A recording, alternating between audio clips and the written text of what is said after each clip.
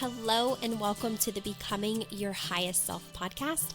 I'm your host, Macie Renae, and we are going on a journey together, my friend. If you've been looking for a podcast geared towards your growth, self-awareness, navigating your brain's daily mind drama, and deep inner work to become your highest and best self, you are in the perfect place. Let's get started.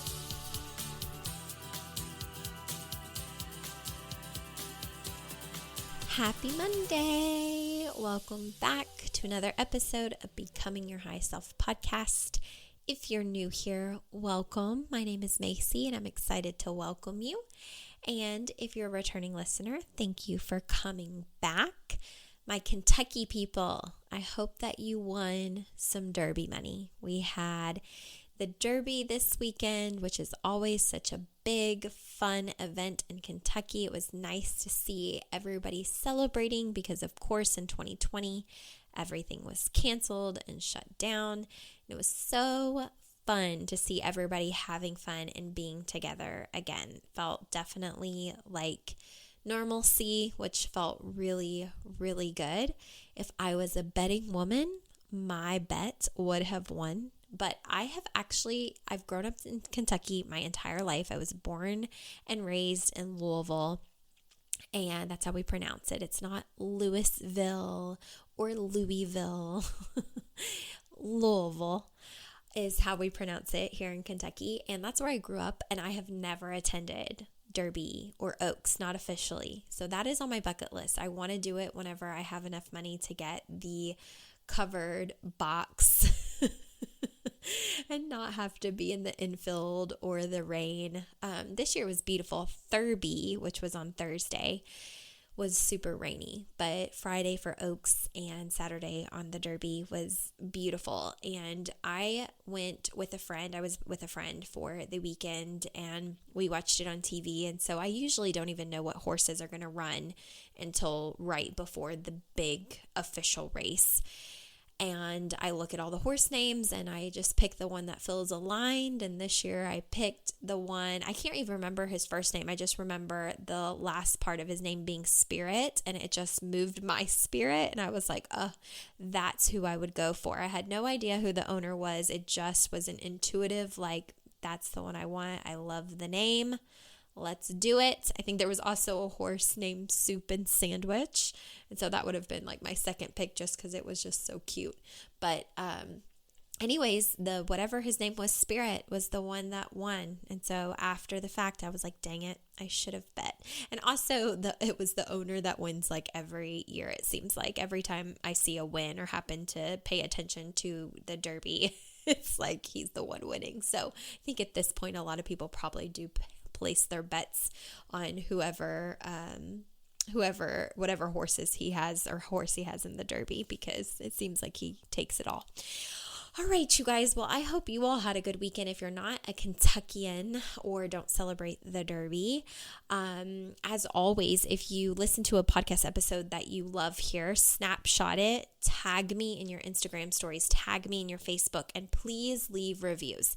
I don't know if you know, but podcasters do this all for free. It's all of our time and we really do enjoy it. But part of what helps us keep going is more exposure, more people who learn about the podcast. And so share it with your friends, post it to your social media when you're listening to Becoming Your Highest Self, share your favorite episodes, tag me so I can share it to my page. I love doing that. And if you haven't already and you're an iTunes listener, please leave a review. I really do love reading those and love seeing them. In fact, I wanted to start reading one maybe before each episode begins. So I'm going to do that real quick. So one of the more recent reviews is from Wesley Ann, and it's titled Like a Sister. It says, found this podcast by chance. I started at the beginning and 2 months later, I'm all caught up. Listening to Macie share her coaching and self-discovery journey is like getting advice from an older sister. Being a few years behind her in my own coaching journey, I'm inspired to keep working on mastering my own mind while growing my belief in my own business. I felt so connected to Macie through this podcast. I reached out to her on Facebook and signed up for her one-on-one coaching course, Depth. Take a listen and you may just change your life. Thank you so much. I so appreciate you and of course love you. So I'm so happy to have you in the program. All right, you guys. So today we're going to talk about moving through fear, how to do that, what's happening whenever you're experiencing fear. And I'm going to be super vulnerable with you guys. I'm moving through a lot of fear right now, a lot of fear. No, there is fear. That used to be a joke between several of the women in my coaching community early on. Not even my community, it was my coach's community, but we would joke and say, there is fear. Because that's a big part of life, right? Like we get into our comfort zone, and moving through the fear of that is super challenging at times. It really, really is. And it's easier to buffer our way through our emotions, which I think you guys know pretty well. So right now, I am in a stage of my life where we are making some major, big life decisions and choices. And I will certainly go into more detail later when I can.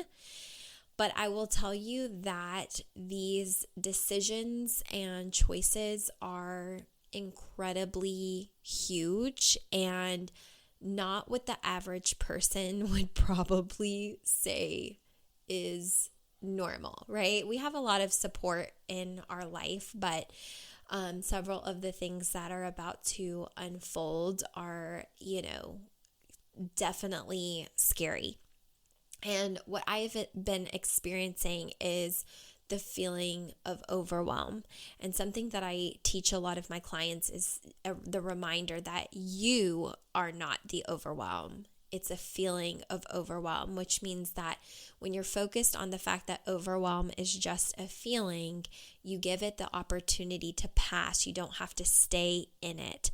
And that's been super beneficial for me because the past several months I have felt like I am overwhelmed.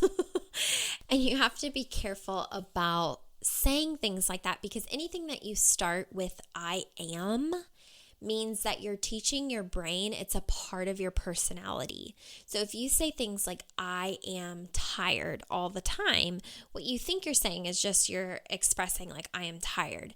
But if you catch how many times a day you say I am tired, or how many times being tired gets in the way of the things you actually want to do, it's because it feels like just a part of your nature, a part of who you are. And rather than I feel really tired, right? When we have a feeling, our feelings can be felt and then they can pass. But when it becomes an I am statement, even if you're doing this subconsciously, it becomes a part of your ingrained belief about yourself and your personality. And so I have had to be very mindful about the moments where I'm like, I am so overwhelmed, because I feel like when I get into that space, I can't make a lot of decisions because there's this underlying belief that I am the type of person that's so overwhelmed. I'm paralyzed with fear. I'm paralyzed in the ability to even make decisions that are super important. And so I've had to be very mindful about being like, I feel fear. I feel scared. I feel all of the feelings, and allowing myself to even feel them. So when you are experiencing something that feels extremely scary in your life, whether you're getting ready to experience some changes, one of the first things that you have to notice is how your brain and your body are going to want to distract you from all of the negative emotions, aka you're going to want to buffer.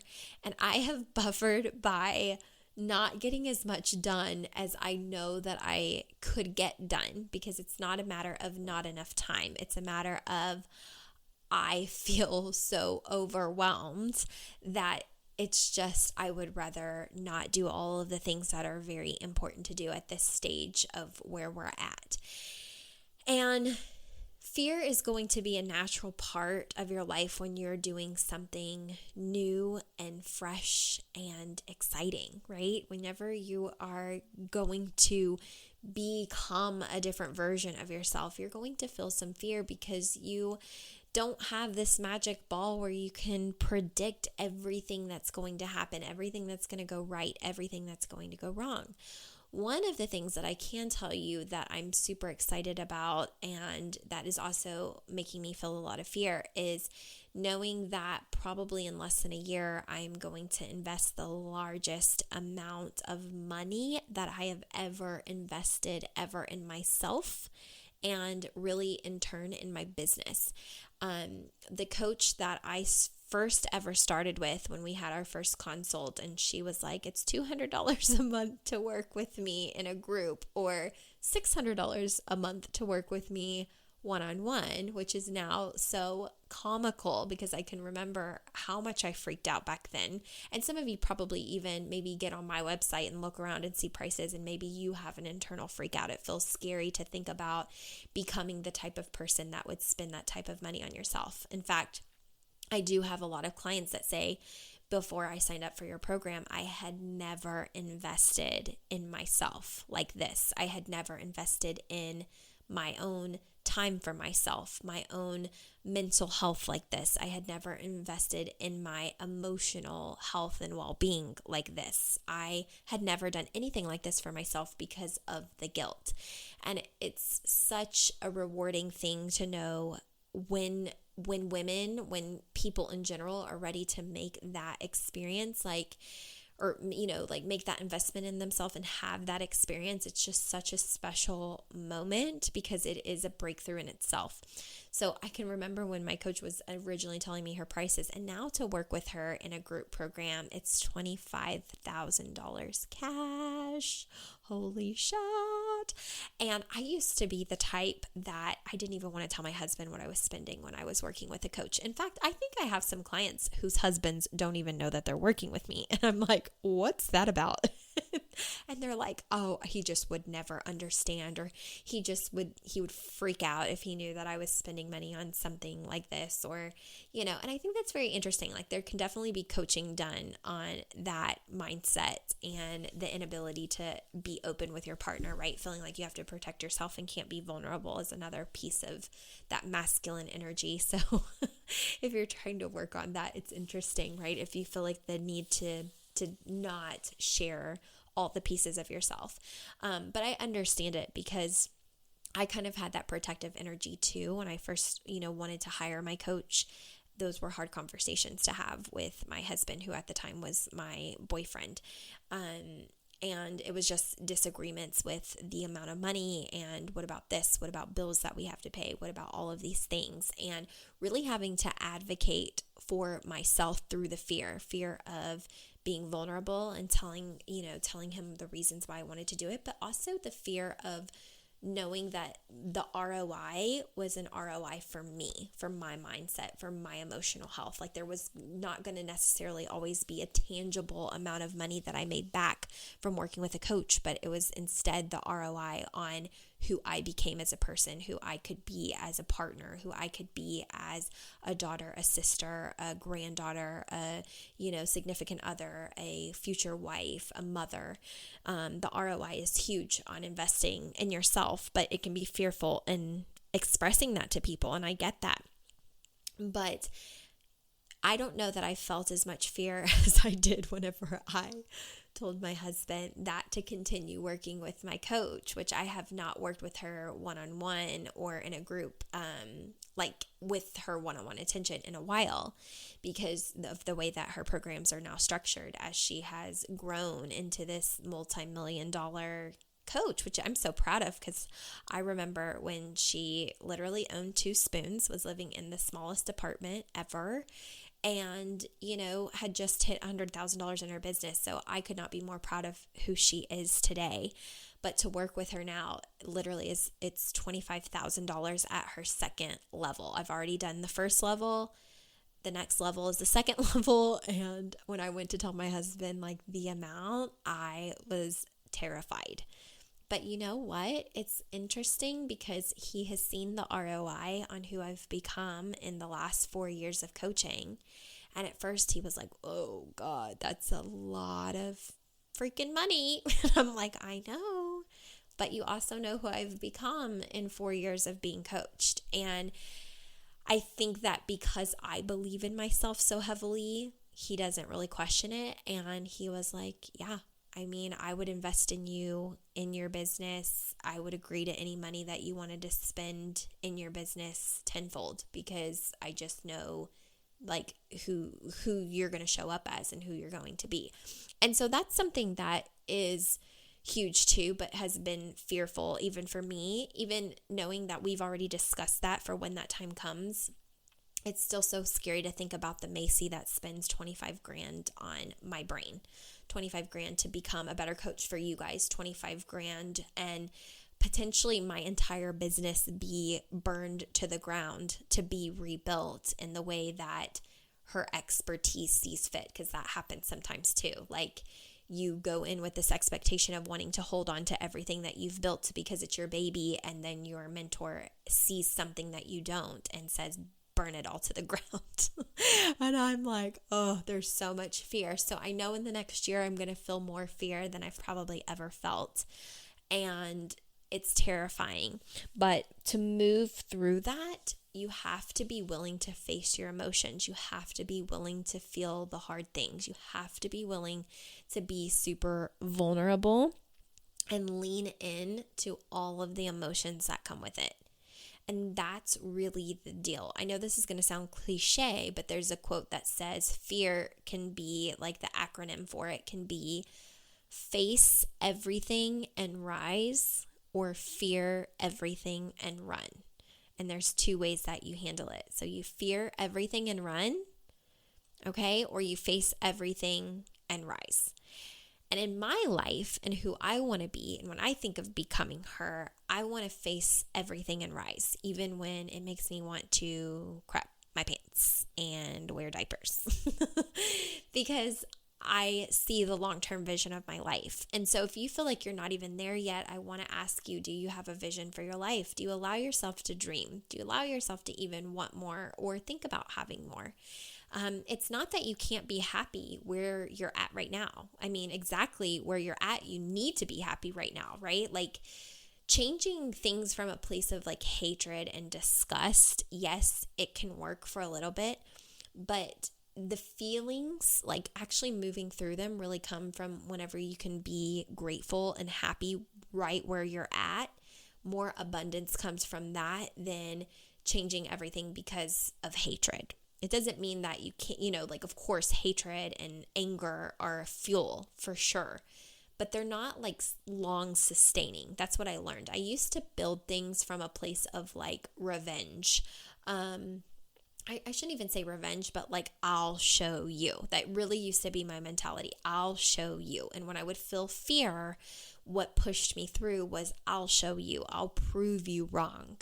And that was great for a little bit. And then after a while, I realized it was super exhausting. And the reason that it was super exhausting is because it was being built from a very low vibration. Anger, resentment, revenge, disappointment, sadness, all of those things in your body are actually a very low vibration. They're not a bad vibration. They're just a low vibration. And so it doesn't feel good long term to be in a low vibration. It also doesn't attract all of the things that you want being in a low vibration. And so one of the biggest, best vibrations you can ever be in is a state of gratitude.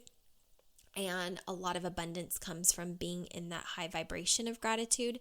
And so that means being happy with where you're at. So whenever I tell you, create a vision for your life, make a vision board, make a 5-year vision statement of where you want to be, what you want to have, what do you want to do, what experiences do you want to have, who do you want to become, who do you want to be.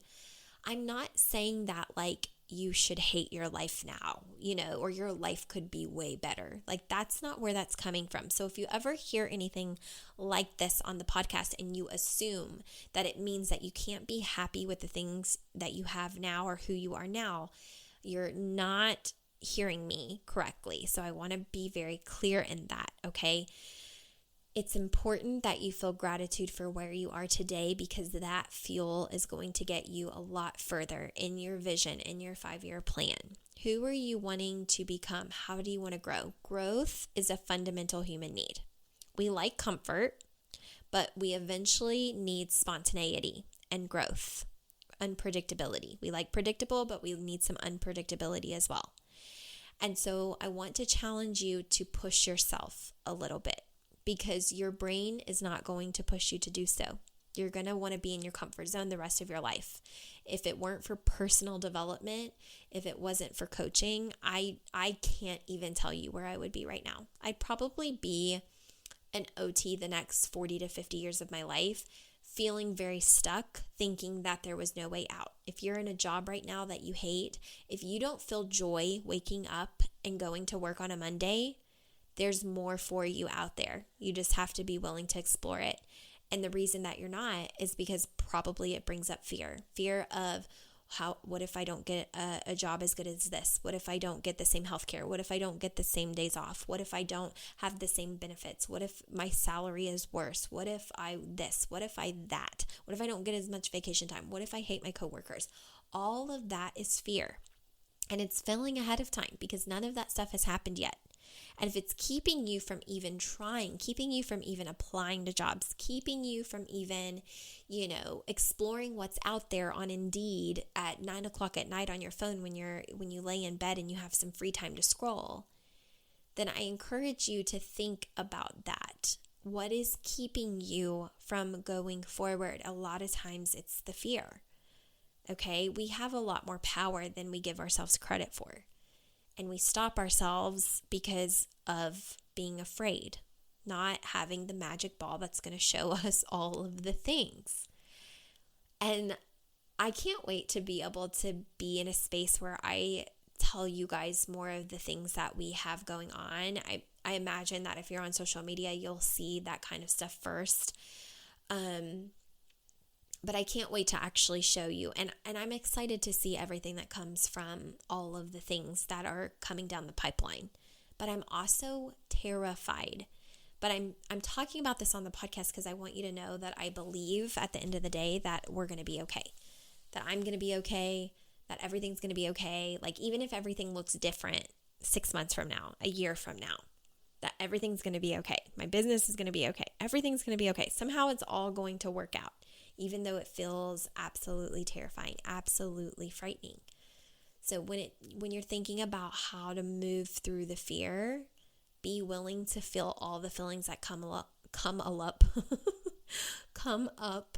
along the way, and know that when you're feeling them, they're an emotion that can pass. Try not to own them. Try not to be the emotion. Like, I am terrified. I am scared. I am, insert whatever the emotion is. Really try to be very mindful of, I feel this way. Feelings get to pass. I am statements become who you are. And you don't want to become the person that's scared all the time. You don't want to become the person. You don't want to teach your brain emotions that become who you are that aren't serving you for your highest and greatest good. You want to feel feelings and let them pass. And you want your I am statements to be very bold, powerful statements like, I am successful, I am driven, I am happy, I am all of the things that you want to be, right? Insert all of the things that you want to be. I am a kick-ass mom, I am a kick-ass dad, I am all of these amazing things. Okay, be very mindful of who you're becoming with the way that you talk to yourself, the way you talk about yourself, the feelings that you're feeling. Be very aware of what you're making a part of who you are. Especially because, fun fact, did you know that by your mid-30s, you are programmed the way that you're going to be for your life unless you're very conscious about changing it? That's why it's very hard for people past the age of, I think once you hit 35 or 37, most of your habits and beliefs have been practiced so long that it literally feels like who you are. And it becomes very challenging for your brain to change them. It's not impossible. But your brain after age 35 to 37 will fight so hard to be right about everything that you currently believe. Meaning that if you wait until you're 35, 36, 37 plus to work with a coach, it'll be harder to change the things about yourself, working with a coach even, a mentor, guide, whatever. than it would be if you start coaching in your 20s. And that's because by the 35 to 37, your brain is just like, this is just who I am. This is who I've always been. This is impossible to change. And it's not, because I have watched my clients who tend to be, I work with clients all the way from age 20 to 60. That's the range of all the clients that I have had and have. And most of my clients, I would say, hire me when they're 30 to 45. Actually, 30 to 50 is probably about the range of the women that I work with. And while it is very hard for them to create new beliefs about themselves, it's absolutely possible. And I've seen them make huge transformational changes and blow their own minds, which is the most rewarding part of being a coach. And it means they have to push through a lot of fear, because they're literally leaving an identity that they have fought 30-something years plus, if not longer, to keep, to be. So it's interesting. So anyways, you guys, that is today's episode, moving through the fear. Feel the feelings. Notice when you're buffering. Notice how you're talking to yourself about who you are. Don't become your feelings. Feel the feelings and let them pass. You are not your feelings. Those can pass. If you have any questions, let me know. With all of that being said, I want to remind you that if you're listening to this on this Monday, which is May 3rd, that this is the last day to get SACRAL, Embody Your Feminine, which is a 6-week brand new program that's never been launched before, for $697. After tonight at midnight Eastern Standard Time, it'll go up to $997. I wanted to let you know that. It's a perfect program if you get stuck in your masculine, if you have this need and desire to control all the time, if you have a hard time, allowing yourself to be nurtured, accepting compliments, if you have, some rough patches with your significant other, if you need more help, but you feel like you can't ask for help and you have to carry the weight of the world on your shoulders, if they try to help, but they don't do it right and they don't do it the way that you would do it, and you get into arguments about how they load the dishwasher and all of the things, then I encourage you to check out SACRAL on MacieRenae.com. Grab it for pre-sale if it feels aligned. Here's the thing about SACRAL really quickly. Ladies, your system knows. It knows, okay? So if this is something that you've read about in the emails, in the post, in, on my Facebook Lives, in the podcast, and your initial gut reaction is, yes, I need that. I want you to notice when your brain tries to talk you out of it, because it goes into masculine energy of like, oh, but how, but all the things, right? Like, your feminine is your guide. It's the same thing if I say, hey girl, do you want to come with me to a Beyonce concert? You're immediately going to feel like yes, or you're immediately going to feel like no, right? If I'm like, let's go to this new sushi restaurant, you're immediately going to know yes or no. Okay, so if you've seen anything about SACRAL over the last week and a half, you either have felt it's a yes or it's a no.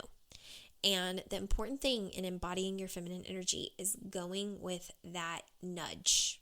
That nudge is never wrong. You won't feel confusion.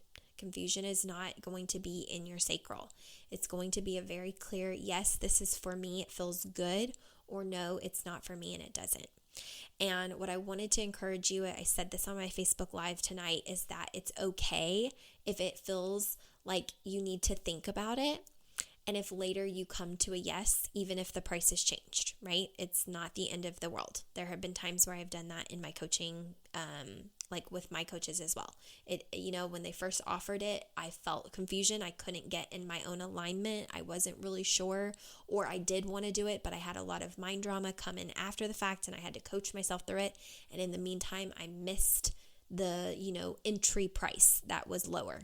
But then later it felt good to say yes, and I paid more, and it still felt good to be in the program. So don't beat yourself up about it. I just want to bring awareness to when you're in your feminine flow and you're really in tune with your sacral chakra and your energy and everything's open and aligned there, that you're going to have a gut reaction, and it's going to be a hell yes or a hell no.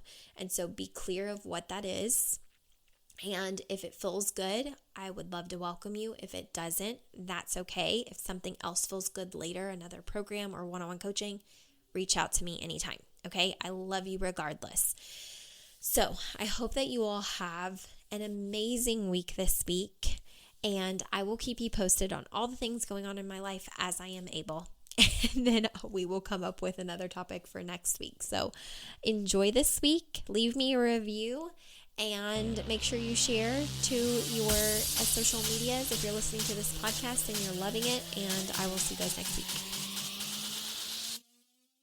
Hey girl, did you know there's a place for you to continue this work outside of the podcast? Well, there is, and it's called Becoming Her. This is my online and ongoing coaching container for self-mastery.